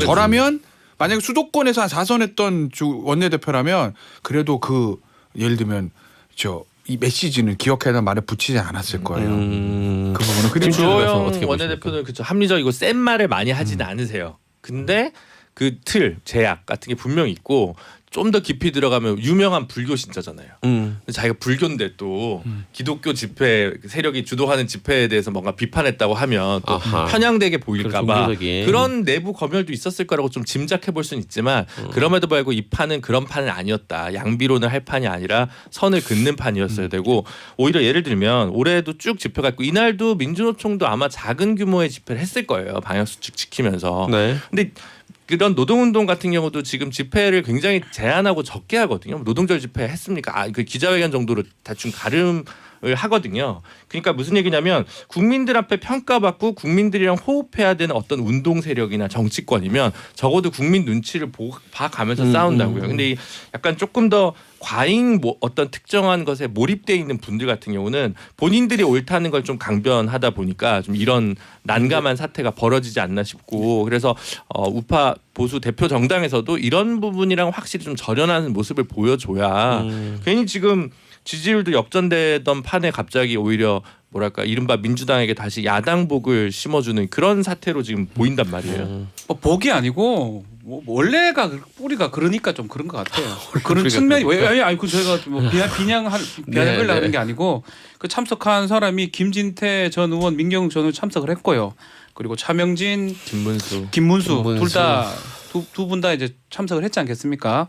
그 사람들 다 미래통합당이거나 출신이거나 뭐 그런 사람들이기 때문에 결국은 지지를 받는데 이른바 좀 아주 극우적인 사람들인데 그것을 무시를 못하고 있는 것 같습니다. 앞으로 계속적으로 계속 그렇게 하지 않을까. 그렇게 하면 할수록 이렇게 지지율이 반등되고 있는 상황에서는 나쁘게 영향을 미칠 것이라고 생각이 들고 뭐 한편으로 여당 입장에서는 이게 오히려 좋을 수도 있겠죠. 여당 예, 입장에서 입장에서는. 지금 박지훈 변호사 말대로 그 지난주 연휴 직전까지만 해도 우리가 이 정치 뉴스에서 많이 봤던 댓글이 이제 판이 뒤집어졌다. 민주당 이제 역습을 당했고 지금 역전이다. 미래통합당이 이 통계 조사를 봤을 때 더 올라오고 있대. 여론 조사를 봤을 때 그랬는데 아마 지금 조사하면 또 결과 또 다를 거예요. 지금 달라질 수 있죠. 네. 자, 광고 듣기 전에 문자 몇 개 소개해드리겠습니다. 윤은숙 대원의 의견은 통합당 쪽 사람이 집회 신고했는데 통합당과 상관없다고 손을 그어봤자 누가 믿습니까? 라는 또 이런 얘기도 했고 209 하나님께서는 어쩔 수 없이 허가해 줄 수밖에 없다는 게 법원의 판단이라면 그곳에 참석해서 수칙을 어긴 그 참여했던 사람들에게 책임도 물어야 되는 게 아닌가요? 지금 이건 물을 그렇게 수 있죠, 당연히. 하고 네, 있죠. 네. 그 얘기도 있다. 해보겠습니다. 정광훈 목사를 비롯한 집회 참여자들에게 어떤 책임을 물을 수 있고 또 어떤 고발이 들어가 있는지 그 박순민님 얘기 한번 들어보시죠. 제가 한번 들어보겠습니다. 그러면 김태현 변호사님 저 그동안 말씀 잘 듣고 있었는데요. 오늘은 뭐 별로 공감이 안 가네요. 판사님들이 뭐 이 생각을 좀 못해서 그랬다는 거 이건 좀 말이 안 되는 것 같아요라고. 문자에 경상도 사투리는 없는데 여기 있습니까? 누가 봐도 서울 사람인데. 박지후한테 말렸네 내가. 누가 봐도 서울 사람인 것 같은데. 아이고 알겠습니다. 자 너무 좀 심각한 얘기만 했기 때문에 좀 로맨틱한 문자 하나 읽으면서 광고 듣겠습니다. 6934님이에요. 안녕하세요. 정치쇼 때부터 들었는데 처음으로 메시지를 남깁니다. 다름이 아니오라. 다름이 아니오라는 표현 쓰는 분들 보면 40대 이상인 건 어른이십니다. 확실합니다. 어르신. 다름이 아니오라. 다름이 아니오라. 다름이 아니오라. 오늘 만난 지 20년 된 와이프 생일이라서 축하한다고 전해주세요. 특히 이러네. 이게 있는 줄 알고 뽑은 건 아닌데 배우 여명을 닮으신 이재익님을 좋아해서 부탁드립니다. 뭘 그런 얘기까지. 와이프 이름이 장미 괄호 열고 외자 괄호 닫고 점점 나이가 유추가 되죠. 장미 외자입니다. 커피 쿠폰 부탁드릴게요. 장미야 생일 축하해달라고. 저 용인 쪽에 장미 많이 피는 동네에서 갖고 온 거 있죠. 저희 콘솔 야외 그 공개 방송용 콘솔 향긋한 느낌으로 드리겠습니다. 우리 장미님 생일 축하와 함께 카피 쿠폰. 근데 진짜 좀 닮긴 했다. 여명 닮았다. 여명 씨요? 네. 오레전. 약간. 지하 1층에서 그런 얘기 많이 닮았어요. 들었습니다. 닮았어요. 각종 클럽에서 많이 들었습니다. 내가 여명 한번 봤거든요. 줄리아나 실제로. 뭐 바스키아 이런 클럽에서. 실제로 한번 그런 클럽 화장실에서 한번 봤어. 심지어. 왜냐면 그때 내가 화장실에 가고 있었는데 옆에 막 어떤 많이 본 사람 누구야? 딱 봤는데. 여명이야. 뭐 경호원들이 막 같이 막 있더라고요. 근데 여명이 그때 우리나라 왔어 광고 찍으러. 근데 닮았어 좀. 혹시 그 한남대교 북단에 있는 그 호텔 아니야. 거기 말고. 저기 듣고 싶어. 언덕 위에 있는 거 있잖아. 너를 언덕 위에. 기다려달라고. 알겠습니다. 여기까지 광고 듣고 다시 또 진지한 이야기로 돌아가겠습니다. 이제게 시사 특공대. 저희는 진지합니다. 잠시만요. 이제 이게 시사특공대. 이제 이게 시사특공대.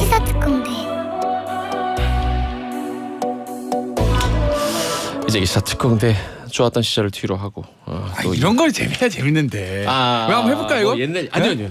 네? 이런 얘기. 그 팟캐스트 안 해요? 팟캐스트요. 당분간 쉽니다. 그래요? 방송국 확진자들이 계속 나오고 있어서 최대한 접촉을 줄이자는 의미에서 당분간 쉬었다 가려고 생각하고 있습니다. 정광훈 목사와 관련된 이 집회 요거 이야기 마무리하고 다른 이슈 넘어가겠습니다. 네. 자.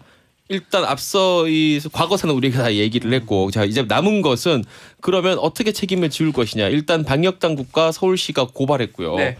그 다음에 이 혐의가 지금 뭐죠? 어떻게 돼 있죠? 지금 이미 재판 받고 있는 게 공직선거법 위반 등 재판 받고 있어요. 네, 재판 예전 명예훼손, 거고. 네, 받고 있고 추가되는 게 두 가지 정도 될 것 같아요. 특히 감염병 예방법 위반인데 네. 자가격리 위반한 거 하고 지금 역학조사를 방해했습니다. 그리고 또 명단 같은 제출 방해를 지금 했던 것 지금 알려져 있거든 교회에서. 네네. 그 부분까지 합쳐지면 최근에 지금 감염병 예방법 위반 그 사례 중에 실형이 나오는 사례가 꽤 많습니다.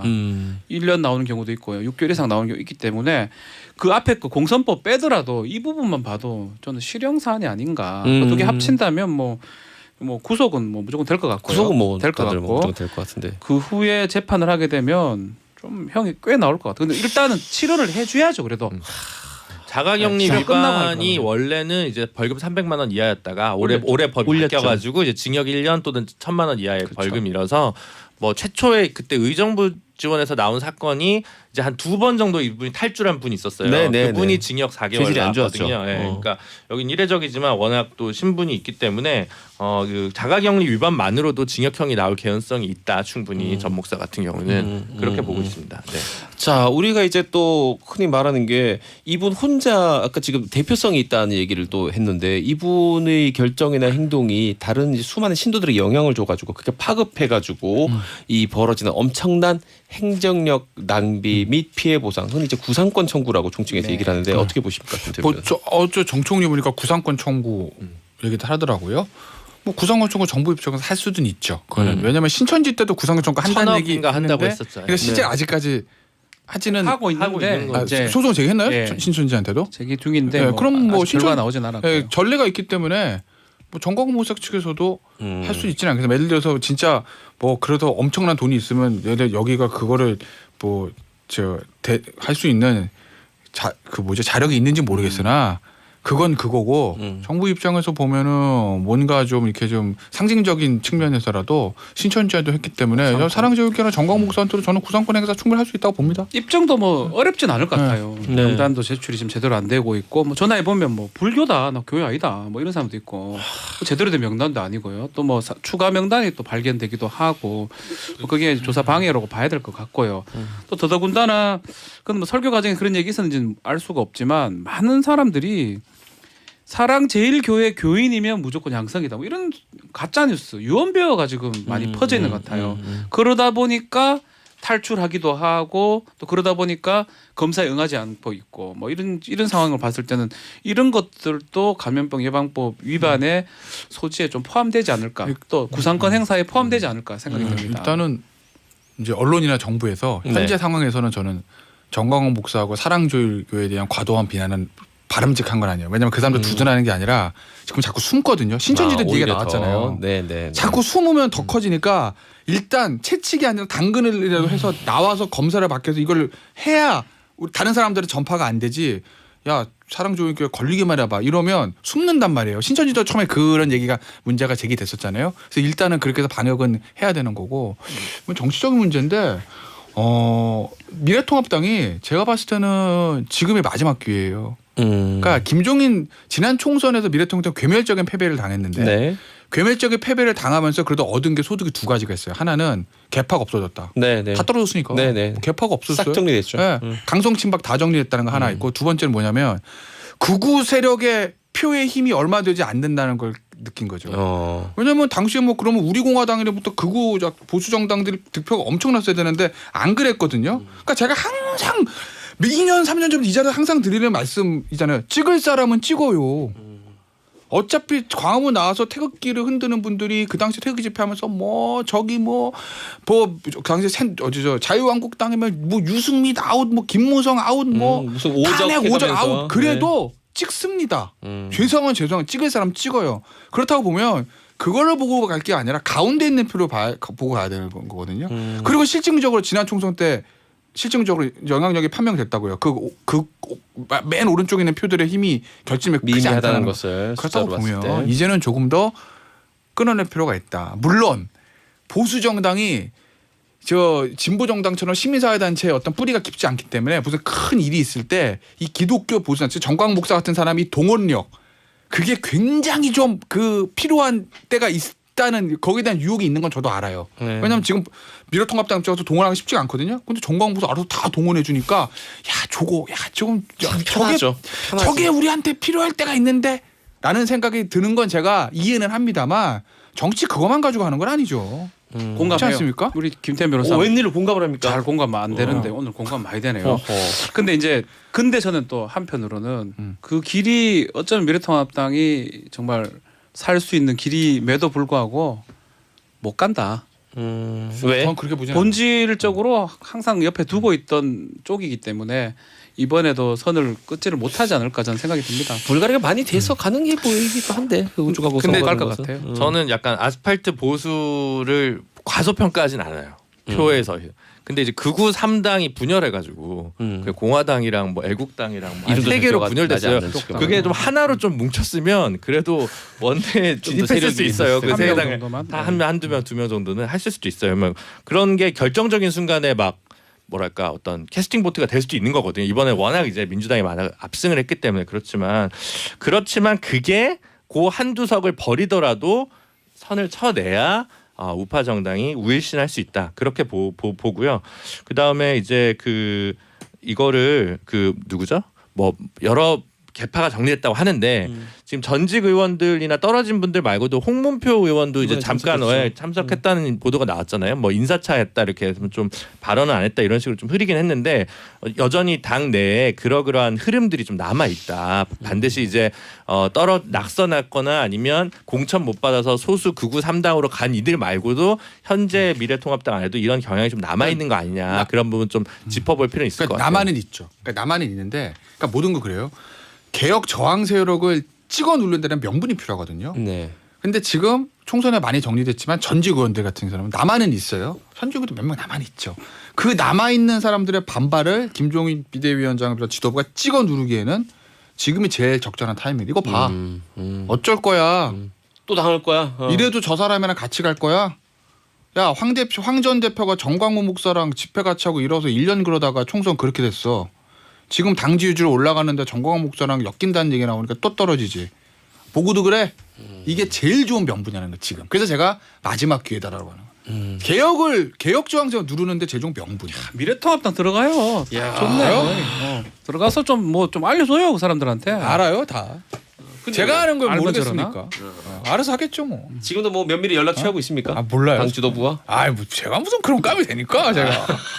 알겠습니다. 이 정도로 하고 그다음 더불어민주당 얘기도 좀 제가 해보겠습니다. 면밀히 연락을 취하는 사람 한 사람 있어요. 알잖아요. 누군지. 아이고야 그분. 참 요즘 그분도 몰라요. 잠잠하시네요. 아이고 좀 좀잘 이렇게 체력은 많이 회복되셨고. 아니 뭐 정신적 체력 회복된 거고 아니 뭐 공격하는 쪽에서 할 게 없으니까 가만히 있으니까 무슨 그냥 가만히 지금 약간 있는 퓨전 모드예요, 그렇죠? 예. 퓨전에 할 게 없지 뭐 있어. 아니 그거 말고 뭐 홍모 회장님과 윤모 총장님이 역술가랑 만났네 뭐 이렇게 뭐 이런 같이 기사나 무슨 얘기예요, 그것도? 아, 주간 뭐, 같은 얘기를 하고 있어. 아니 그 심층 뭐 썬데이 뉴스페이퍼도 아니고 왜 그러니까 그래? 무슨 얘기예요, 그거? 보도가 저도 되긴 모르겠어요. 했어요. 뉴스타파에 나온 거예요. 뭐 그래요? 나 네. 몰라 한번 만나면 나중에 한번 내일 그래요? 다루시죠. 역술가 네. 대동 뭐 이런 얘기. 네. 그래요? 네. 지금 여러분 요거 근거적으로 나온 거 저희가 준비한 아이템 아닙니다. 지금 우리 아니 뭐 세월이 법조계의 하수상은 장글에 김준호 변호사가 아니, 보도된 거 얘기예요. 돌발적으로 보도된 거 얘기야. 이번에 보도된 거 아이템이고 어디래요? 지금 역수가 이런 얘기는 저희가 준비한 건 아니에요. 아니 그러니까 아니 세월이 하수상하면 점치러 갈 수도 있지. 하여튼 알아는 볼게요. 여기 이제 그만 여기서. 자, 이거 알아는 볼게요. 저희가 뭐 뭔 얘기인지 아직 상호 파악이 안 되고 있으니까. 자, 더불어민주당 얘기 좀 해보겠습니다. 전 청와대 대변인 출신으로 이번 4.15 총선 당선됐던 화제의 당선자 중 한 명이죠. 광진의 고민정 의원 지금 선거법 위반 혐의로 조사받고 있다고요? 저는 사실 선거 끝나면 선거법 위반이 제일 많이 여러 개 걸리잖아요. 많죠. 그래서 저는 제일 관심 있는 게 고민정 의원이에요. 어떻게 결과가 되고 팩트는 뭐지? 왜 그러냐면 자, 말씀해 고민정 주시죠. 의원이 처음에 선거 이제 끝나고 나서부터 얘기가 나와. 선거 전부터 났나? 이 얘기가 나왔을 거예요. 근데 이게 이제 야당 당시 이제 오세훈 후보 측의 고발이 아니라 지역 선관위에서 고발한 거거든요. 네. 근데 선거법이 선관위에서 자체 조사해서 이거 문제 있는데 하고 검찰 고발건 있잖아요. 이게 제일 커요. 나중에 결과. 왜냐하면 선관위에서 이제 프로들이 보고 일단 1차적으로 문제 있다. 이건 배지 떨어뜨려야 돼라고 판단해서 간 거니까. 뭐 상대 후보들이 막 고발한 게 아니라. 근데 선관위 고발 사항이고 내용이 뭐냐면 당시 이제 주민자치위원은 지지 발언을 할 수가 없어요. 선거운동을 네. 못 해요. 못 해요. 금지된 근데 주민자치위원인 당시에 어떤 지역의 상인 누가 한 사람이 고민정 후보 지지 발언을 했다. 네. 이렇게 선거 공보물에 적은 겁니다. 네. 물론 뭐 허위 학력, 뭐 경희대학교 캠퍼스 어디 나왔냐, 이 뭐 허위 학력 게재 문제도 있지만 그보다 더 큰 건 주민자치위원이거든요. 근데 주민자치위원회 선거운동 할 수 없는데 선거운동 하겠다는 거 하나. 그다음에 그 주민자치위원회 선관위 와서 나 그런 말 한 적도 없어 이렇게 얘기를 했다는 거예요. 근데 허위 사실까지 해서 2개가 고발이 된 거거든요. 이게 만약에 유죄로 인정되면은 저는 배지 떨어질 수 있다고 봐요. 왜냐하면 2개가 겹쳐 있기 때문에 그리고 허위 학력 문제도 좀 있으니까. 근데 제가 이 사건 처음 터졌을 때 이거 의아하다라고 생각하고 왜 관심을 어떤 가졌냐면 포인트에서? 그러니까 처음 선거 출마하는 사람들이 이런 선거법이 너무 테크니컬하기 때문에 잘 모를 수도 있단 말이에요. 네네. 그걸 다 잡아주는 게 스텝이거든요. 그러니까 스텝들이 이제 지역에서 선거를 많이 치러본 사람을 도와준다는 거예요. 네. 근데 고민정 의원은 어쨌든 선거를 직접 출마한 적은 한 번도 없습니다. 네. 청와대에서 근무하고 문재인 대통령 후보 때 캠프에 있긴 했지만 선거 전문가는 아니에요. 근데 제가 알기로는 당시에 고민정 의원 같은 경우에는 여당에서 꼭 당선시켜야 되는 사람 중 그렇죠. 하나잖아요. 상대는 오세훈 후보 전 서울시장이고 네. 대통령이 입이었다는 사람이니까. 전폭적 지지를 받았죠. 그렇죠. 그래서. 그러면은 네. 당에서 어떻게 하냐면 선수들을 파견해서 지원을 맞아요. 합니다. 네, 네. 엄청난 선거 전문가들을. 네. 제가 거기에 어떤 사람들이 선거 도와주는지 모르지만 모르긴 몰라도 민주당 실력자들이 내에서 있었을 거다. 최고의 선수들이 파견이 됐을 가능성이 높아요. 그러면 이 선수들이 가서 이런 실수를 한다? 그래서 저는 처음에 그게 터졌을 때 지능적 안티다. 아니 고민정 의원이 잘못 이걸 누가 하나 떠나서 들어갔다 거기. 궁금한 거, 이런 실수를 예를 들어서 잘 우리가 알지 못하는 후보나 의원들이 막 하다가 그랬으면 뭐 이럴 수도 있겠다 그렇던데 여의도에서 최고 선수들이 분명 선거를 도와줬을 건데 이런 류의 실수를 했다는 건 뭘까라는 궁금증이 있어서 저는 그래서 이 선거법의 수사 결과 그다음 재판 결과가 뭐 제일 궁금하다라는 거죠. 저도 진실은 뭔지 모르겠어요. 그러니까 제가 그 측면에서 사실 제 상황에서 보면 이거 너무 선관위 고발했으면 무조건 이거는 아웃이야라고 제가 단정적으로 얘기하는 하곤 할 수도 있잖아요. 그런데 제가 그렇지 않게 보는 거 선수들이 갔을 건데 그러니까요. 진짜 이렇게 했을까라는 그런 의구심이 남아서 뭔가 그래요. 있을 거다. 그래서 궁금한 피해 나갈 거예요. 구멍이 일단 있을 거다. 상황상으로는 학교 안 좋아요. 상황상으로는 뭐 지금 말대로 법 위반이 좀 뚜렷해 보여요. 선거 공고물에 그게 표시가 돼 있기 때문에 그 증거가 자체가- 있는 거잖아요. 그렇죠. 그 자체가 이제 위반이 되기 때문에 조사를 지금 받았다고 하는 거 봤을 때는 안 좋아 보이는 건 사실인데 저도 똑같이 생각했거든요. 근데 뭐 이거 본인이 실수했다고 책임 본인이 져야 되겠지만 본인은 몰라요. 이거는 하는 사람들만 알아요. 건데. 포스터 만들어 놓으면 오케이 합시다 하고 말지. 어이구 여기 지방자치법 위반이 있네요. 선거법 위반이 있네요. 이를 할 사람은 후보 중에 거의 없다고 봐야 됩니다. 근데 이런 좀 터무니없는 실수를 해가지고 이렇게 선거법 위반이 되는 거는 이해하기가 좀 어려워요. 그래서 이게 다 선관위 고발 사항이 그 다음에 검찰에서 그대로 다 인정돼서 기소를 하면 네. 그러면 법원에 그 유죄가 나오면 이건 그냥 배치 떨어지는 거예요. 제가 봤을 때 못 살아낼 거예요. 근데 이제 이게 예를 들어서 아직까지 저희가 다 알지 우리 알지 못하지만 못하니까. 뭐 검찰 수사 과정에서 뭐 사정들이 나와서 일부가 빠진다든지 그리고 법원 같은 일부가 무죄가 나오면 뭐 살 수는 있겠습니다. 알겠습니다. 지금 고민정 의원 얘기만 했지만 몇 분이 더 있습니다. 지금 좀 소개 좀 해주세요. 어떤 분이 지금 민주당 이상직 의원, 이상직 의원. 예, 그 뭐 지방 의원들한테 그 중진공 그 이사장이었거든요. 네. 이분은 사실 요즘 그 본인이 그 회장이었던 그 저가항공 항공사 그 문제 때문에 더 이스타 때문에 더 네. 이슈가 되긴 하는데 명절 선물 돌린 것 때문에 사전 선거운동 혐의로 좀 기소가 좀 유력한 상황이고요. 그 안양의 민병덕 의원 초선인데 경선 과정에서 이제 권리당원한테 이렇게 투표하면 설명회 같은 걸 열었는데 요거 그러니까 본선에서의 문제가 된 건 아니어서 네. 또 어떻게 가닥이 잡힐지는 잘 모르겠습니다. 당에서 정리해줘야겠네요. 네, 그리고 이제 뭐 과천의 이소영 의원, 통합당 쪽에서도 김성교 의원, 홍석준 의원, 그 다음에 뭐 윤상현 의원 얘기도 좀 나오고 뭐 몇 분들이 있는데, 근데 사실 예년에 비해서 이게 관심도가 떨어지는 이유는 네. 이렇게 배지가 한 7개, 8개 날아가면 국회 지형이 바뀌어야 되는데 여야 의석수가 너무 차이가 나기 때문에 큰 그게 안 된다라는 게 1차고, 두 번째는 예전에는 그 보궐선거를 1년에 2번 했어요. 그래서 전국의 중간평가를 계속 받고 그걸 가지고 야당이 뭔가를 축적하는 게 있었는데 이제 연 1회로 줄었잖아요. 그럼 그러다 보면 사실 이게 또 대법원 판결까지 가서 확정 판결 나려면 사실상 대부분은 다음 지방선거쯤 돼야 이제 투표를 하거나 해서 묻혀가지고 중간평가적 성격의 재보궐로 좀 엮일 가능성이 좀 적다. 그런 면에서 사실은 상대적으로 예전보다 좀 관심도가 좀 떨어지는 측면이 있어요. 만약 여기서 그 이재명 지사처럼 대권 후보급이나 뭐 서울시장급 후보가 좀 문제가 되면 좀 관심이 있을 텐데 사실 상대적으로 좀 생소한 그러니까 이름들도 많이라서 좀 굵직하지도 그러면, 않아요. 이 네. 선거 이제 법 위반들이 있는데 조사를 지금 그러니까- 받고 있는데 돈이라든지 뭐 선물, 허위 사실 공표 뭐 그런 공천 것들 헌금이라든지 네, 뭐 그런 이런 게 게 없으니까 없어요. 눈에 안 띄어요. 이게 다 그냥 법 위반은 맞아요. 맞아 보이는데 그 중에서 고민정 그건 좀 저 커 의원 보이죠. 사건이 커 보인다. 정면 직접 위반이니까요. 예를 들어서 그것도 뭐 근데 고민정 의원이 선거 배치 떨어지는 게 만약 가정입니다. 결과가 대법원 확정 판결 올해 안에 나왔다. 올해 10월인가? 예를 들면 올해 안에 6개월이니까. 공소시효가 그러니까 공소시효인데 그러니까 올해 안에 나오면 내년 4월에 재보선 하거든요. 네. 그럼 내년 4월에 이제 서울시장 재보선할 때 아마 같이 할 거라고요. 네. 서울시장 재보궐선거인데 광진을에서 고민정이라는 어쨌든 초선이지만 상징적인 사람의 재보궐선거까지 하면 그 판이 엄청 커지는 거라고요. 사실 야당 걸 바랄 수도 있어요. 한번 붙어보자. 어차피 믿져야 본전이니까. 그런데 지금 이제 저 비공개 소환 조사 받았는데 어느 세월에 해서 어느 세월에 재판에서 어느 세월에 3심이 끝나겠어요. 안 그러니까 이게 여당 의원도 마찬가지고 야당 의원도 마찬가지고 이게 그 공소시효도 남아 있지만 그 다음에 선거를 대법원까지 1년 내에 끝나라고 되긴 해도 이게 구속 사건이 아니다 보니까 제가 선거법 위반 담당 변호사도 계속 미루거든요. 임기를 하루라도 더 하게. 더 하려고. 예? 그게 사실은 어떻게 보면 배지의 본성인 거죠. 그래서 이게 내년에 4월에 정말 재보궐선거가 있을까 그게 어렵죠. 실질적으로는. 뭐 무슨 큰 문제가 있어가지고 무슨 뭐 사퇴를 하거나 이런 게 아닌 이상. 자, 지금까지는 그런데 공수처라는 기관이 생기고 나면 김준호 변호사님 어떤 식으로 이런 문제들이 달라질까요? 그 이게 그 검경 수사권 조정할 때도 선거 범죄는 그대로 검찰에서 가지는 걸로 일단 가닥이 잡힌 게 있었고요. 네. 선거법 위반은 공수처 대상 수사는 이제 할 수는 있는데 아마 왜냐 국회의원이니까 정치인들이 그렇죠. 대상이 포함되니까. 거는 수사는 기소를 검찰이 검찰에서 하는 할 걸로 겁니다. 정리가 예. 돼 있었죠. 아 예. 그래요? 그럼 네. 이거 공수처하고도 상관이 없어지는 그 문제예요. 수사와 기소 중에 선거에 일부를 관련돼서는? 분리시킨 거를 네. 아니 국회의원은 일부로 그렇게 바꾼 그렇게 아마 법이 가닥이 잡혔던 것 같아요. 공수처도 뭐 이게 계속 차일피일 미뤄져가지고 그렇지 않습니까? 한 달 지났습니다. 7월 15일이어야 되는데. 그래요. 좀 빨리 좀 이것도 어떻게 정리가 됐으면 좋겠다. 시작을 거창하게 했으니까 그렇지 않습니까?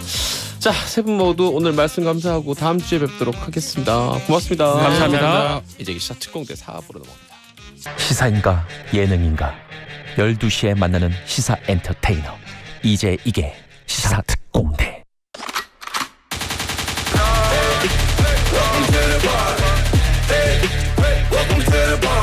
청취자님들께 경례 특공. 이제 이게 시사 특공대.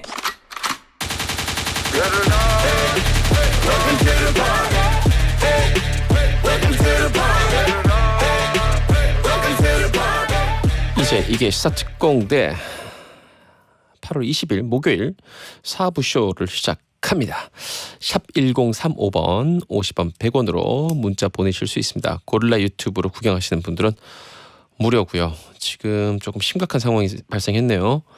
소종욱님의 문자를 통해서 저희가 확인을 해봤는데 지금 SBS 사옥이 폐쇄되었다고 속보가 나오는데 어떻습니까? 라고 했는데 SBS 사옥 몇 군데가 있는데 지금 뭐 등촌동에 공개홀도 있고 여기 목동 오목교 옆에 본사가 있고 저희가 있는 곳이죠. 그리고 또 한 곳이 상암 프리즘 타워라고 있습니다. 상암동에 그 방송국들 많이 모여 있는 방송센터에 상암 프리즘 타워라는 곳이 있는데 그 SBS 상암 프리즘 타워가 폐쇄됐네요. 프리즘 타워 내에 있는 어린이집 교사가 코로나19 바이러스 확진 판정을 받았다고 합니다. 그래서 SBS 프리즘 타워가 사옥이 폐쇄됐다는 소식 전해드리겠습니다. 그래요. 뭐 안전한 곳이 별로 없습니다. 개인 방역에 철저하게 신경 쓰는 것 외에는 다른 방법이 없는 것 같습니다. 오원덕 씨도 물어봤는데 상암에 계신가요? 목동에 계신가요? 여쭤봤는데 오원덕 대원 저는 목동 본사에 있습니다. 0656대원 아침 9시에 출근할 때 매일 정시쇼 들었는데 12시로 바뀐 뒤부터는 2번 정도밖에 못 들어봤습니다. 오늘 혼자 일하게 돼서 마침 고릴라를 크게 틀고 사무실에서 혼자 듣고 있다라고 해야 돼. 최불암 아저씨 웃음소리 여전하네요 라고 했는데 이게 뭐죠? 이렇게 뒤에 웃다가 뒤에 이렇게 텅 빈 웃음소리 나는 거 일부러 못하겠네요. 최불암 쌤이 그런 소리를 냈나요? 홍소희 대원 잭디 그 국가대표 벤투 감독 닮았어요. 로버트 드니로 느낌도 있고요. 다 저보다 연장자들이시죠. 저보다 어린 사람하고 비교하는 댓글은 제가 본 적이 없습니다. 뭐 성룡 그다음 또 얘네 소방차 이상원 씨 다 저보다 형님들이에요. 제발 좀 찾아줘봐요. 저보다 어린 사람. 이게 최불암 웃음소리라는 거죠. 7369 대원 보험회사에 일이 있어 갔더니 민원인들이 가득 다들 돈 꾸러 오신 분들 대출 받으러 온 사람들이었습니다. 야 코로나19가 이렇게 심각하구나 하는 생각이 들었습니다. 자 문성아 대원님은 좋은 댓글입니다. 안양 5-2번 마을버스. 야 이 마을버스가 전국 다니는 마을버스 중에서 아마 운전 실력이 제일 좋은 기사님이 운전하는 걸 알고 있는데 안양 5-2번 기사님 맞습니까? 안양 5-2 마을버스에도 시사특공대가 흘러나오네요. 와우 우리 기사님 고맙습니다. 한순덕 대원 또 저한테 지령이 떨어졌습니다. 나라도 힘들고 나도 힘들고 찌는 건 살이고 할 일은 헌혈밖에 없네. 잭디 피가 모자란다고 하는데 우리 잭디도 피 뽑으러 갑시다. 몸도 마음도 가볍게라고 했는데 제가 6월달에 갔었거든요. 헌혈이집 언제 다시 오라 그랬더라? 9월 지나서인가 10월인가 12월인가 하여튼 제가 확인해보고 이 가능한 날이 도래하면 한번 또 가서 또 인증샷을 남기도록 하겠습니다. 이거 바로 회사 앞에 있더라고요. 이은주님 목소리만 듣다가 목소리에 빠져서 듣고 있다가 보는 라디오 켤 때마다 깜짝깜짝 놀라요. 3초 정도. 목소리와 옆집 아저씨 같은 푸근한 외모가 매치가 안 됩니다. 라고. 그 정도로 제가 푸근합니까? 아하. 왜 최희슬 작가님 고개를 끄덕끄덕하죠? 푸근하다는 게 뭐 욕은 아니니까요. 자 빨리 광고 듣고 이분은 푸근한 느낌은 아니에요. 이분은 항상 약간 청량감 있는 느낌입니다. 운동하고 땀 흘린 뒤에 탁 따서 마시는 쏴 소리 나는 그런 탄산수 같은 분이에요. 우리 요리요리 김유리 리포터 모십니다. 이제 시사특공대 광고. 이제 이게 시사특공대.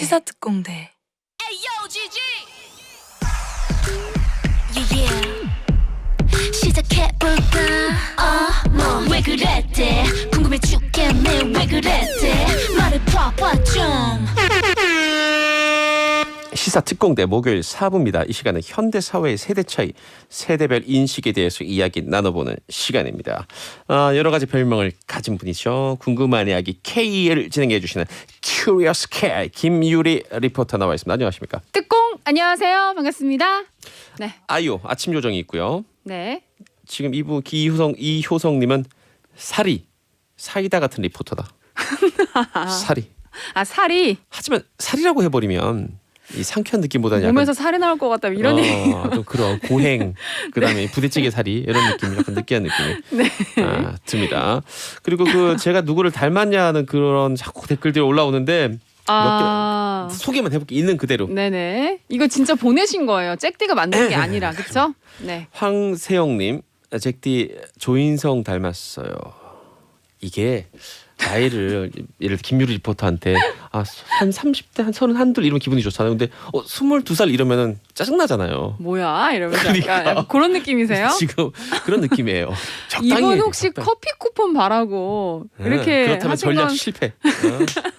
자 그리고 이런 분도 있습니다. 네. 잭디 원빈 닮았어요. 정재하님 영창. 이런 건 내 용서가 안 돼. 나도 싫어. 적당히 해야지. 박현주님 잭디 우리 아버지 닮았어요. 영창. 갑자기 아버지 연습이 아버님 많이 닮으셨나 봐요. 자, 또 마음을 가라앉히고 오늘 네. 주제 한번 들어보겠습니다. 네. 지난 연휴를 보내고 코로나19가 다시 확산세를 보이면서 다들 진짜 걱정이 너무 많으시고요. 또 네. 긴장도 많이 하셨을 것 같고 또 계획했던 휴가를 미루는 분도 정말 많아졌고요. 특히 수도권은 사회적 거리두기 2단계 조치에 따라서 50명 이상 실내 모임이 금지가 됐습니다. 이 네. 때문에 예정된 일정들을 불가피하게 연기하고 취소를 해야 되는 그런 상황인데요. 결혼, 돌잔치, 칠순, 팔순 이런 것들 각종 경사와 잔치를 계획했던 분들의 실망이 아주 클 것 같습니다. 오늘은 그런 분들을 위로하고 더불어 시사특공대 청취자들끼리라도 축하를 나누자는 그런 시간을 가져볼까 해요. 그래요. 네. 알겠습니다. 그래서 지금 우리 문자를 또 받아볼까 합니다. 네. 오늘 주제는 뭐 일종의 함께 하겠습니다 네. 정도예요. 코로나 때문에 뭐 아까 지금 김유리 리포터가 설명해 주셨던 뭐 돌잔치라든지 결혼식, 칠순, 발순 잔치, 네. 각종 무슨 모임들 이런 분들 이런 사연들 답답하고 화나는 마음을 샵 1035번입니다. 샵 버튼 누르시고 1035번 고릴라 메시지 카톡 채널로도 보내주시면 됩니다. 자, 오늘 소개된 분들한테는 어떤 선물을 날아가죠? 오늘은 화를 가라앉히고 더위를 물러나게 해줄 빙수야 팥빙수야 녹지마 네, 팥빙수를 팥빙수를 쏘겠습니다. 풍짝이 어머 지금 그 뭐 하시는 거예요? 이거 옛날에 시골 장터에 가면 하시던 거. 자, 시골 영창 시골 장터에 가면은 거기 약 파시는 분들이 많이 하던 거 아닌가요? 저희 아니에요. 죄송합니다. 아버님이 약사십니다. 가족을 건드리지 마라. 아 몰랐어요. 아 진짜? 아 진짜인가요? 저희 아내도 네. 약사입니다. 가족을 건드리지 마라. 죄송합니다. 몰랐어요. 진짜 약장수라- 몰랐고. 네. 야, 방송 아주 그냥 좋습니다. 네. 아주 죄송합니다. 좋습니다. 저 몰랐어요. 그래요. 자, 많은 사연들이 지금 도착을 하고 있는데 그 전에 네. 온 사연들도 있는데 일종의 그 약간의 정보랄까 우리가 정리를 좀 해드려야 될 것 같습니다. 네네. 우리 뭐 어떤 식으로 이게 하면 사실 되지? 결혼식 같은 경우에는 보통 준비를 뭐 1년 전, 6개월 전 이렇게 오래전부터 하잖아요. 그러니까 정말 날짜 정하는 것부터 신중하고 또 신중하고 이렇게 해서 네네네네네. 정한 거고 준비할 게 많아서 이게 일정이 차질 생기면 굉장히 속상한데요.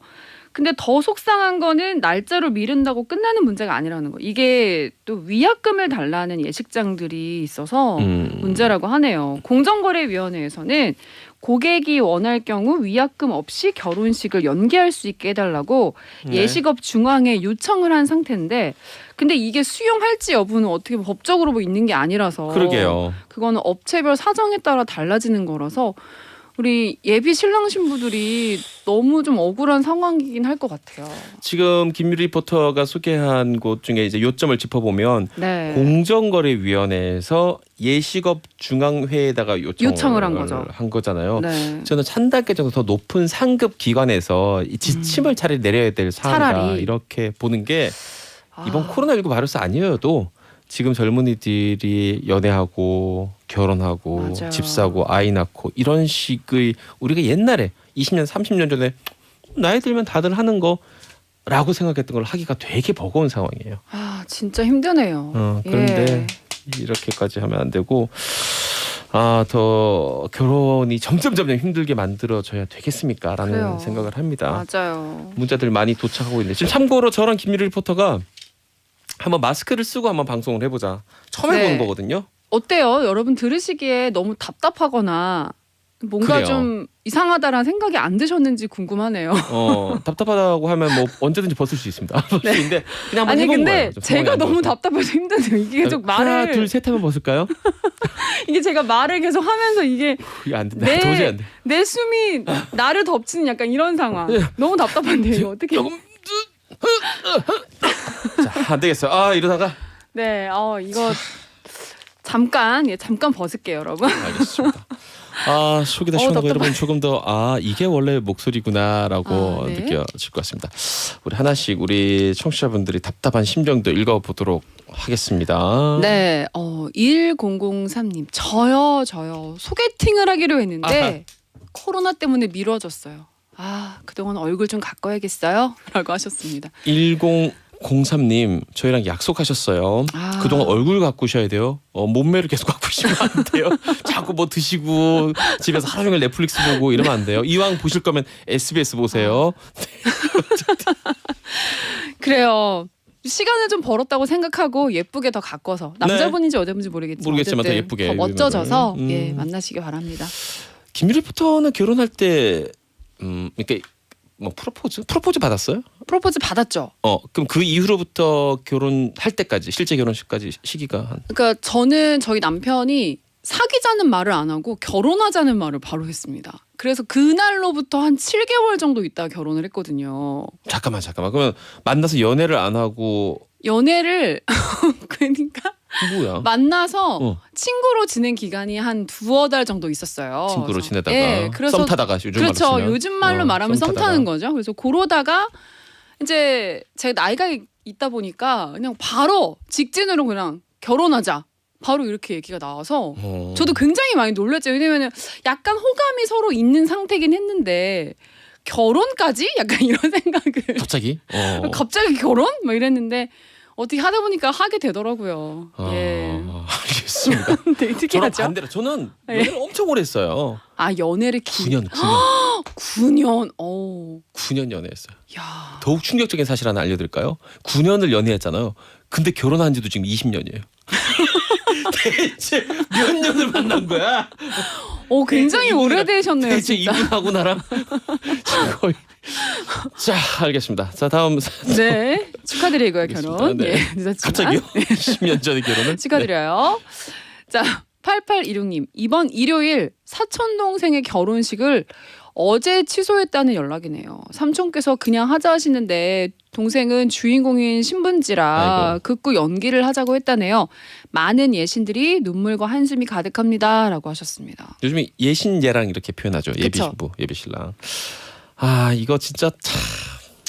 그러니까 이게 진짜 또 주최하는 입장에서 행여나 지금 50인 미만은 그래도 모일 수는 있는데 그리고 완전 스몰 웨딩이라고 보통 표현하는 그렇죠. 그런 예, 확 가족들끼리만 이제 하는. 규모를 줄여서 할 수는 있는데 그렇게 했다가 또 혹시나 코로나가 확산될까봐 이게 주최하는 입장에서는 어떻게 해야 될지 모르는 약간 그런 상황인 것 같아요. 우리 8826번님의 사촌 동생도 그래서 아마 취소를 하신 게 아닐까 싶어요.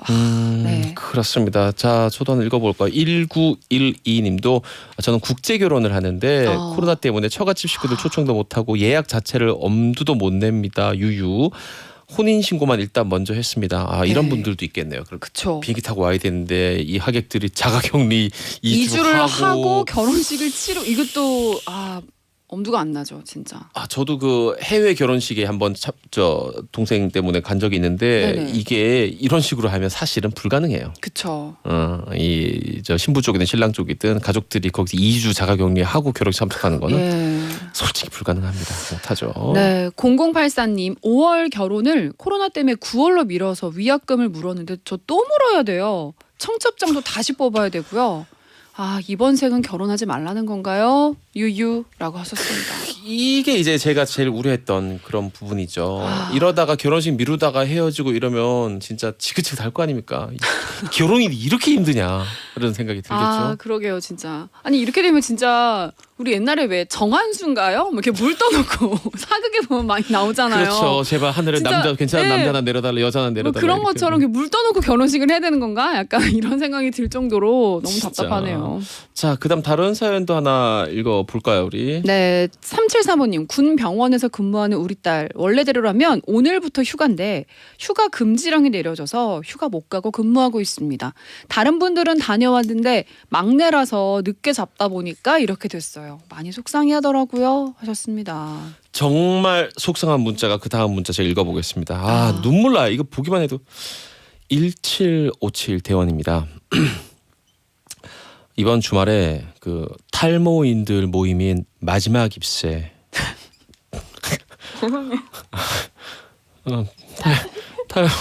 탈모인들의 모임인 마지막 입새 정기총회가 있었는데 코로나 바이러스 대확산으로 전격 연기됐습니다. 각종 탈모인들의 정보 교환 그리고 위로의 자리인데 너무 안타깝습니다. 아, 안타깝네요, 진짜. 예.